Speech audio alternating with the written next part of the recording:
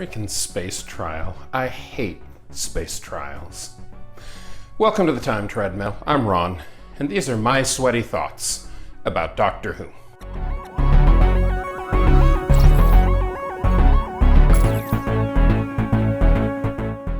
For 3/4 of its runtime, The Stones of Blood is about this ancient Gaelic stone circle and a group of druids performing sacrifices there and the mystery behind it and the whole matriarchal lineage of owning the property and blah blah blah. It's actually pretty good, and there's some great supporting characters in it. The actual titular Stones of Blood are about what you'd expect from a mid-70s BBC budget, which is terrible. I just have a hard time finding 8-foot-tall slabs of granite to be terrifying. And there are all of these scenes of these just giant blocks of stone sliding along the ground, glowing and chasing after people, and it just makes no kind of sense. I'm not a fan of the story. For all of that, it's largely enjoyable up until the 4th episode, and then it turns into a goddamn space trial.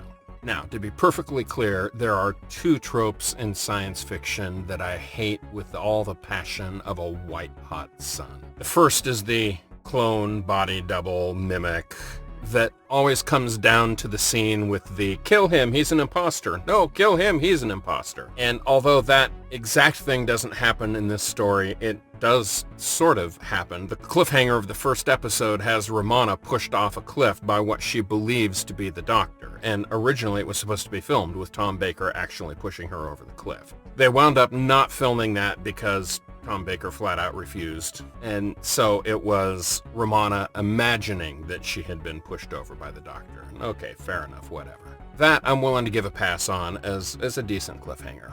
But the other trope I just hate is the whole concept of a space trial, where it behaves mostly like a trial you would recognize, except it has inscrutable laws and procedures that make it a little bit different, and invariably you have your protagonists defend themselves and somehow outwit the courtroom characters who presumably know this legal system inside and out. It's just...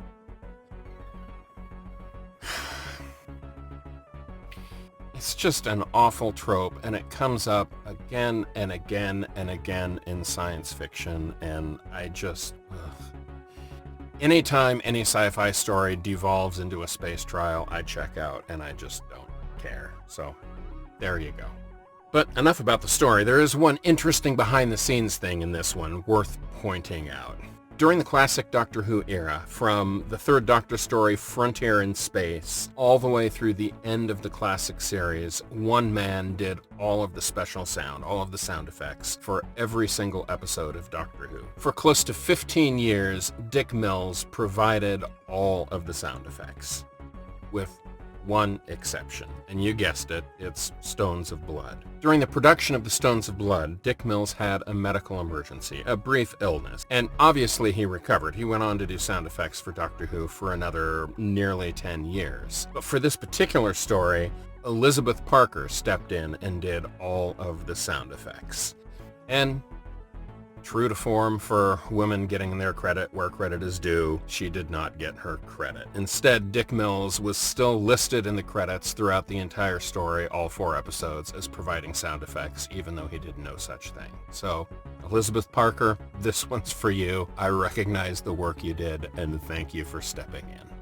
And that will wrap it up for the Stones of Blood. Tomorrow I'll move on to the 4th segment of the Key to Time, the Androids of Terra. I'll see you tomorrow.